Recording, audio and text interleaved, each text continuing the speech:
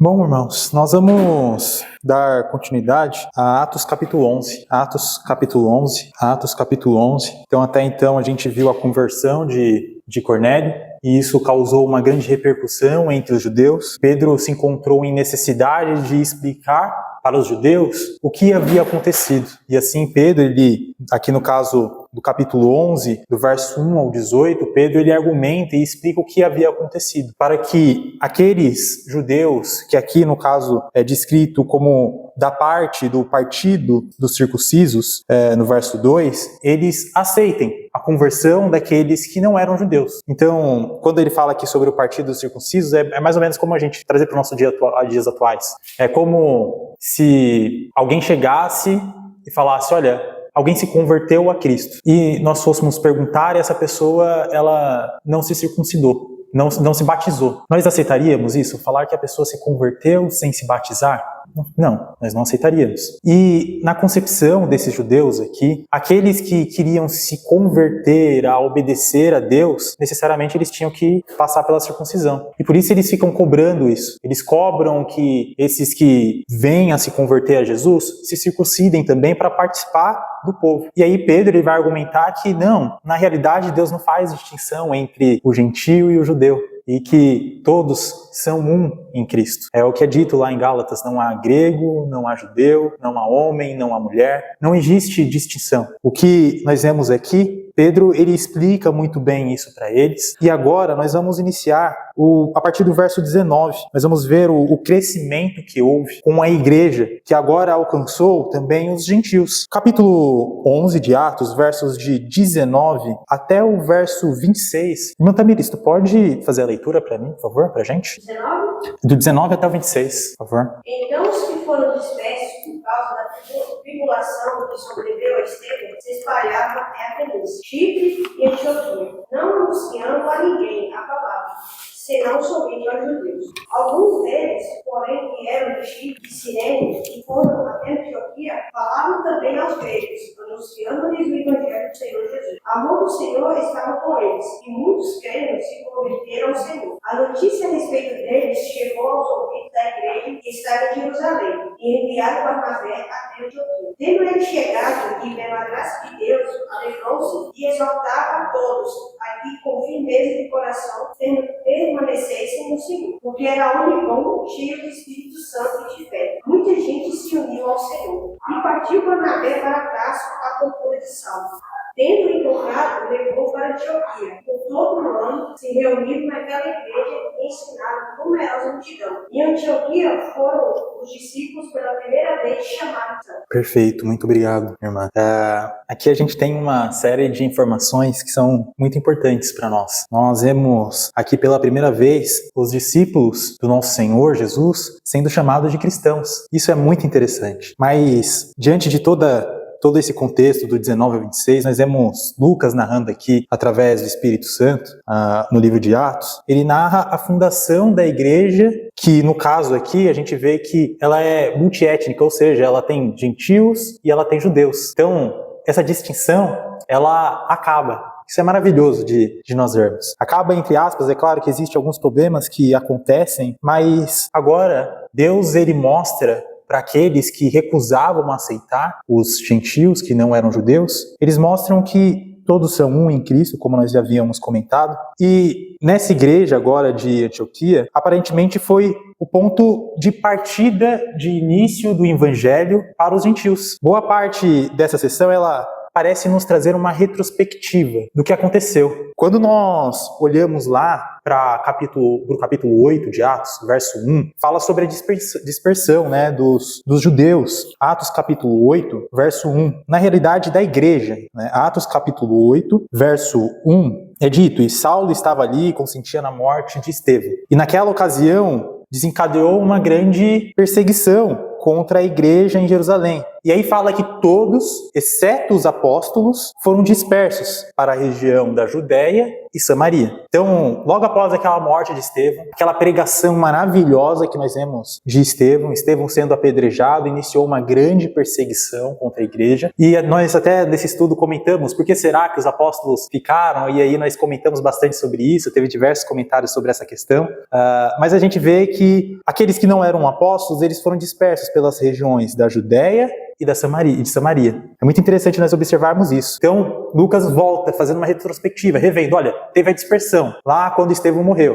Inicia o verso 19 assim: os que tinham sido dispersos por causa da perseguição desencadeada com a morte de Estevão, onde todos, exceto os apóstolos, foram dispersos pela região da Judéia. E aí, eu quero lembrar para os irmãos sobre essa questão. Como nós vemos que essa dispersão aconteceu até o momento? É muito interessante nós observarmos a história que se desenrola quando Lucas está citando isso. Sobre a Judéia, que fala que alguns foram para a Judéia, correto? E outros para Samaria. Próximo da Judéia havia Lida, que é no caso aonde aconteceu a cura de Enéas. Lá em Atos capítulo 9, verso 32, a gente consegue ver isso. Atos capítulo 9, verso 32, fala: viajando por toda parte, Pedro foi visitar os santos que viviam em Lida. Ali encontrou um paralítico chamado Enéas. E aí a gente lembra da cura que teve desse rapaz. Então, na Judéia, olha que interessante. Pedro foi visitar, e ali já tinha outras pessoas também que se dispersaram, que eram discípulos de Deus, santos, e estavam ali.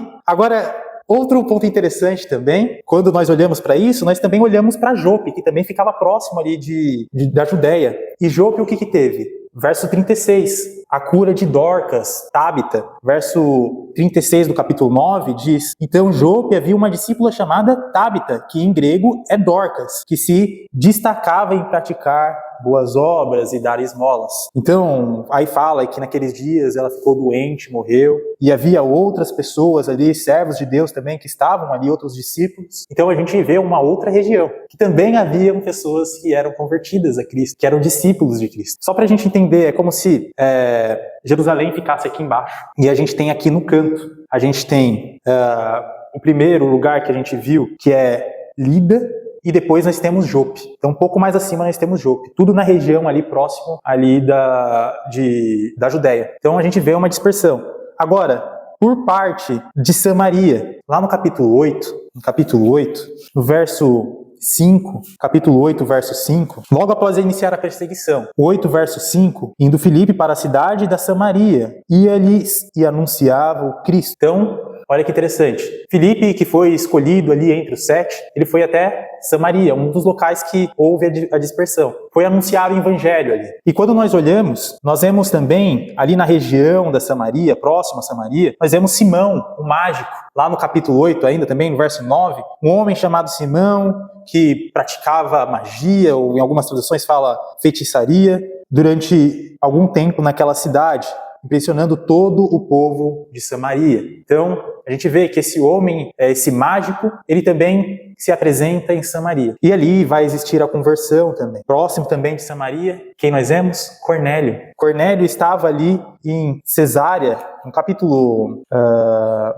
10, verso 1, nós vemos, havia em Cesareia um homem chamado Cornélio. É próximo ali também de Samaria. Só que Cesareia, ela fica um pouco mais acima ainda do que Jope. Então, Jope, a gente lembra que tem até aquele porto, que é um dos portos mais antigos de Jerusalém, que fica onde a gente viu que Jó, ele pegou até um barco lá para tentar fugir de Deus. Quando Deus passou a missão para ele, ele foi até Jope pegar um barco para tentar arranjar alguma forma de fugir do que Deus havia mandado. Então a gente vê os discípulos do nosso Senhor se espalhando por todas as regiões. Quando nós olhamos até para Saulo, quando fala no capítulo 9, verso 30,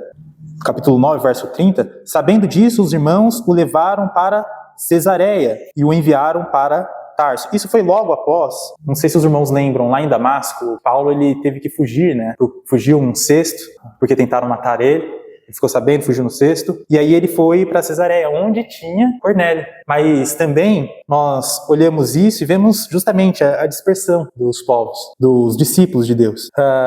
Agora nós vemos algo interessante também. Quando nós vemos isso, nós podemos lembrar Paulo, quando ele vai perseguir a igreja, ele vai em direção a Damasco. Caminho a Damasco, ele encontra Jesus. Damasco é uma cidade que fica bem mais à frente, bem distante, bem aqui em cima. Então, é muito interessante nós observarmos isso, e nós vamos ver sobre essa questão de Damasco mais à frente, mas ele foi procurar ali as sinagogas de Damasco, e só para os irmãos terem ideia, Paulo estava em Jerusalém quando iniciou essa perseguição. Ele consentia na morte de Estevão. Jerusalém aqui embaixo, Damasco aqui em cima. Para os irmãos terem ideia da distância, é 217 quilômetros de Jerusalém até Damasco. 217 quilômetros. É como se nós saíssemos daqui do Vargem Grande e fôssemos para Limeira ou Jundiaí, talvez. Então, é uma distância muito grande. Acho que para o irmão Denis é um pouco menos ainda. É 100 e alguns quilômetros. 200. São Paulo é 115. Aí, ó, perfeito. Então é isso. Então a gente pode imaginar. E quando a gente olha para Filipenses capítulo 3, por que eu estou falando tudo isso, irmãos? Porque é dito aqui sobre a dispersão, que houve a dispersão, e essa dispersão fez com que os povos fossem para todos os lados. É só para a gente ter uma ideia de como houve os irmãos se dispersaram realmente. Mas quando nós olhamos para Filipenses capítulo 3, versos de 5 até o 7, Filipenses capítulo 3, versos de 5 a 7. Olha o que é dito. Quando Paulo está falando aqui contra os falsos mestres, ele começa a falar sobre ele. E em Filipenses capítulo 3, versos de 5 até o 7, é dito: circuncidado ao 8º dia, da linhagem de Israel, da tribo de Benjamim, hebreu de hebreus, quanto à lei, fariseu, quanto ao zelo, perseguidor da igreja, quanto à justiça que há na lei, irrepreensível. Realmente, ele tinha um zelo muito grande. Quando nós falamos de 217 quilômetros, uma viagem de 3 horas, carro mais ou menos, 2 horas e meia, 3 horas. Agora, ele talvez a cavalo, saindo de Jerusalém até Damasco para procurar cartas da sinagoga de Damasco para arrastar pessoas que ele encontrasse no caminho, que eram seguidores de Cristo, até Jerusalém, para prender essas pessoas. Então, olha o tamanho do zelo desse homem. Ele tinha a convicção que o que os cristãos estavam fazendo era algo totalmente abominável. A gente vem para a igreja, eu venho para a igreja, eu gasto meia hora.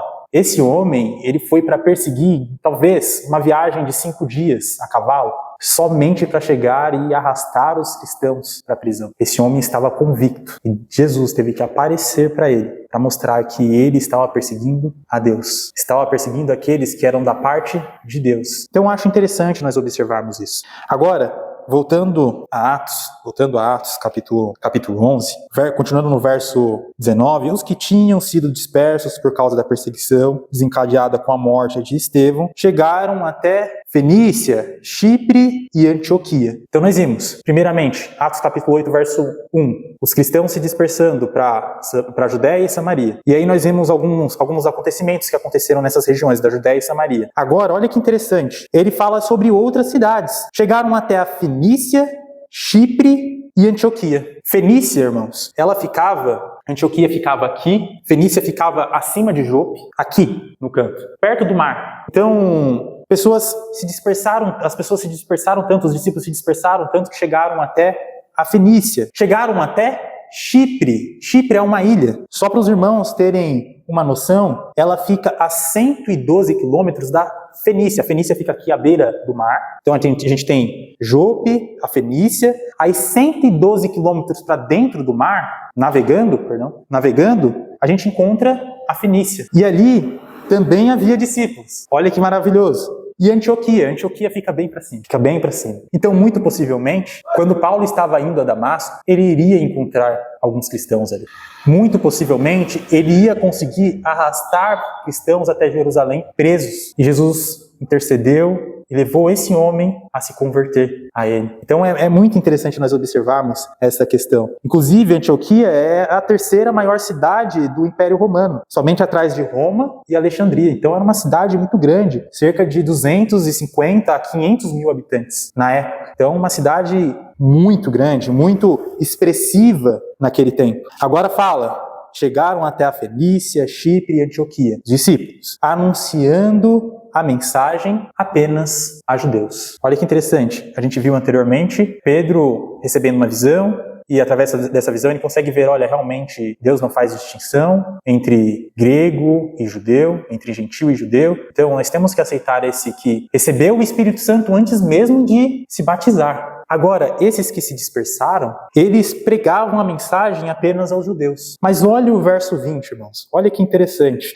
Verso 20. É dito, alguns deles, todavia, Cípotas e Sirineus foram a Antioquia e começaram a falar também aos gregos, contando-lhes as boas novas a respeito do Senhor Jesus. Então, ele fala aqui sobre algumas pessoas de determinadas regiões, sirineus. Olha que interessante sobre os sirineus, irmãos. Lá no capítulo 2 de Atos capítulo 2, verso 10. Atos capítulo 2, verso 10, é dito. Aqui, só para lembrar o contexto. Tinha passado o dia de Pentecostes, os apóstolos e aqueles que estavam ali no dia de Pentecostes receberam o Espírito Santo desceu e fala sobre Pedro pregando, e aí eles acham que eles estavam bêbados porque todos entendiam, mas quais pessoas estavam presentes ali no dia de Pentecostes, que era uma festa muito comum entre os judeus, onde pessoas viajavam de muito longe? Fala, verso 10,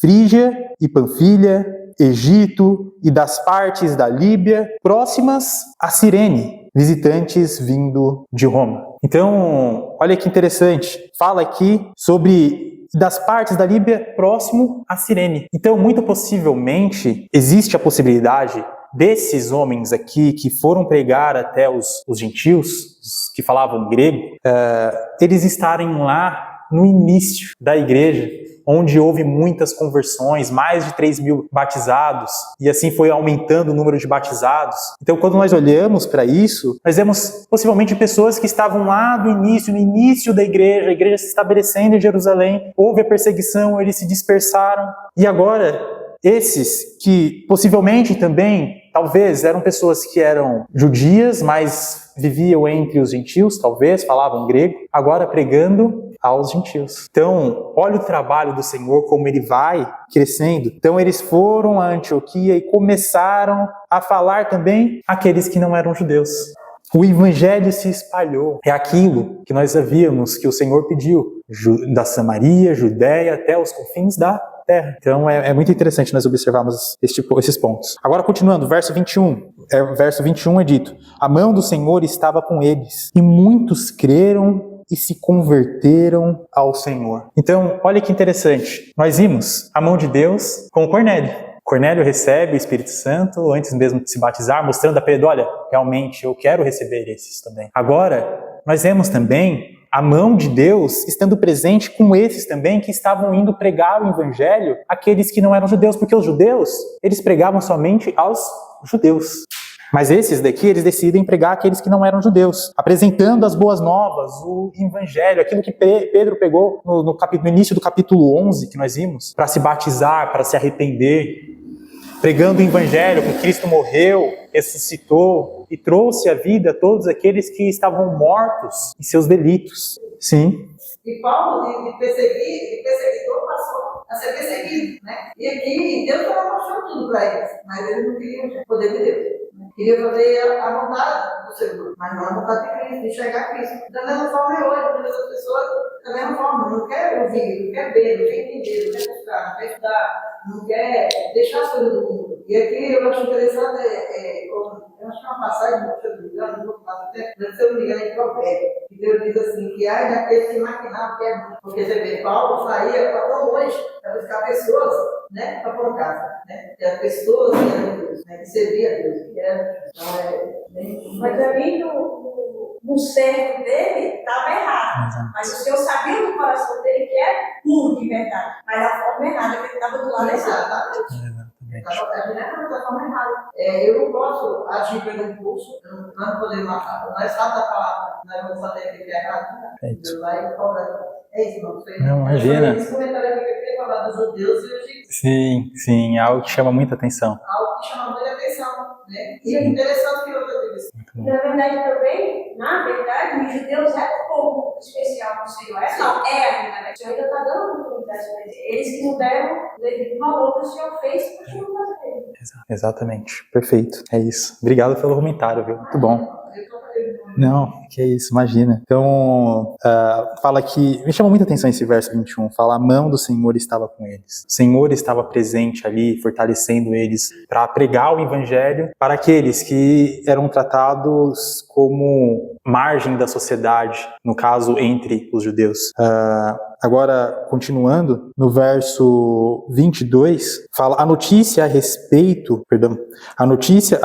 deles chegou aos ouvidos da igreja que estava em Jerusalém e enviaram Barnabé até Antioquia. Olha que interessante. A notícia desses que estavam se convertendo a Cristo por meio das boas novas, da pregação do evangelho, é o centro de tudo o evangelho, né?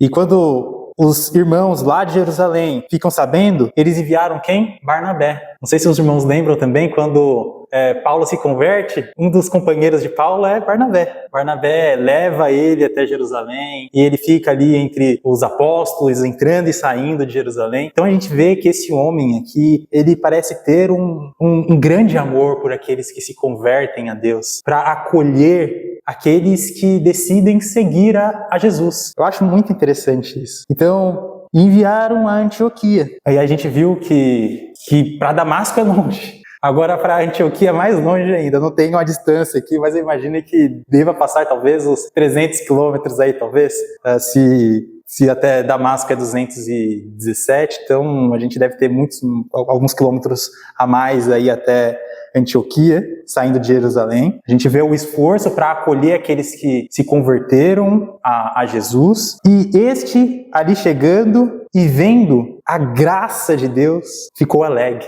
Então, Barnabé, quando chega, talvez cansado de viagem, uma viagem longa, ele, quando olha a graça de Deus, e é importante a gente falar sobre a graça de Deus, o favor que Deus fez entre aqueles que estavam se convertendo a ele, a graça de Deus, ele viu aquilo se manifestando, ele ficou alegre e se animou animou a permanecerem fiéis ao Senhor. Então, nesse verso 23, nós vemos alguns pontos. Ele viu a graça de Deus, ele se alegrou e ele exortou a todos com firmeza de coração que permanecessem no Senhor. O que isso nos mostra? Primeiramente, aqui aqueles de Jerusalém, após a pregação e ensinamento de Pedro para receber os gentios após a conversão de Cornélio, agora eles se preocupam, porque eles enviam alguém dentre eles para receber aqueles que estavam se convertendo em Antioquia. E Barnabé, quando chega e vê esses convertidos, ele se anima e ele exorta para que eles permaneçam firmes no Senhor. Isso é muito interessante, irmãos. Nós devemos sempre reforçar isso entre nós, que somos servos de Deus, um ajudando aos outros na caminhada para permanecer firmes, porque o mundo, ele tenta nos abalar, ele tenta nos tirar do caminho, mas nós temos que estar firmados na rocha, porque os ventos e as tempestades, ela vêm. Aquela parábola que o Senhor ensina das duas casas, uma na areia e outra na rocha. Se nós não estivermos firmados no Senhor, nós vamos ser derrubados. Então, aqui Barnabé, ele prega isso, olha, fiquem firmes no Senhor, para que o que acontecer, seja a adversidade que vocês passarem, vocês vão permanecer no Senhor, para que permaneçam no Senhor. Aí verso 24, porque era um homem bom, cheio do Espírito Santo e de fé.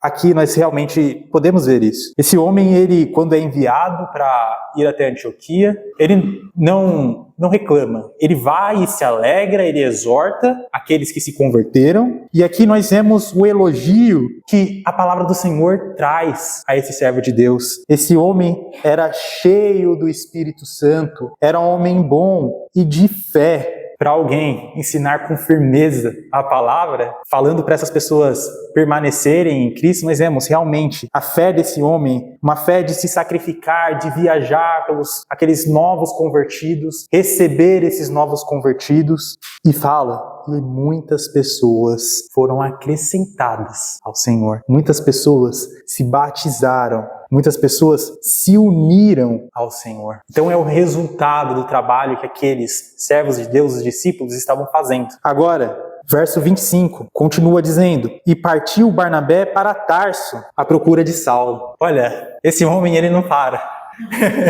Esse servo de Deus, ele não para. Ele recebeu aqueles que tinham se convertido e agora ele vai até Tarso procurar Saulo. Lembrou do seu irmão que tinha se convertido e falou: nossa, tem Saulo também, deixa eu ir visitar ele. Olha que interessante. Então ele foi para Tarso à procura de Saulo. Olha que interessante. Ele aparentemente não tinha certeza, ele foi procurar. Então ele foi à procura de Saulo ali em Tarso.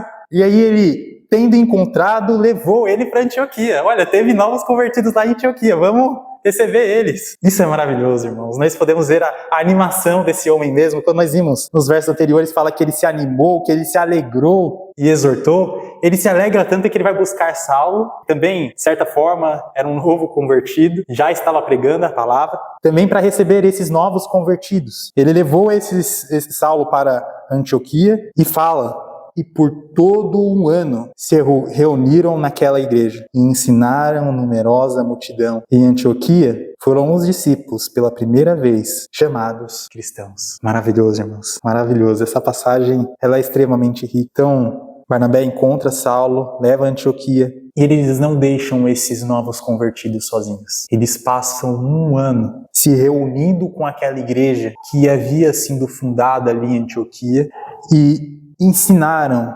numerosa multidão. Então eles permanecem com aqueles irmãos, ensinando, exortando, fortalecendo, falando sobre o evangelho, ensinando uma grande multidão, talvez até entre pessoas que estavam ainda se convertendo, além daqueles que já haviam se convertido, no caso, por aqueles que foram e levaram o evangelho primeiramente. Então eles ensinaram numerosa multidão. E em Antioquia foram os discípulos pela primeira vez chamados cristãos. Então nessa cidade, uma das maiores cidades, nós vimos que essa cidade tinha cerca de 250 a 500 mil habitantes na época. Essa cidade, ela teve um grande marco, onde os discípulos pela primeira vez foram chamados cristãos. Nós hoje se denominamos como cristãos.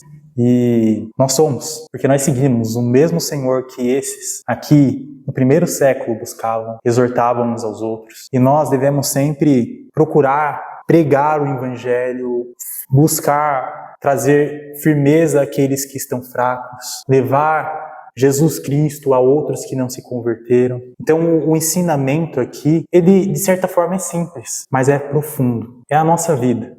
Então, que Deus venha nos abençoar para continuar seguindo esse princípio, para que também nós possamos glorificar o nome do Senhor como esses glorificaram. Porque a glória de Deus, a graça de Deus se manifestou, a mão de Deus estava sobre aqueles que estavam pregando o Evangelho. E nós temos que sempre buscar isso também, buscar a intercessão de Deus, orar a Deus para que Deus interceda e venha a se manifestar, para que outras pessoas também venham a se converter e venham a também ser chamadas de cristãs. Então é linda essa passagem. Os irmãos que tiverem algum comentário.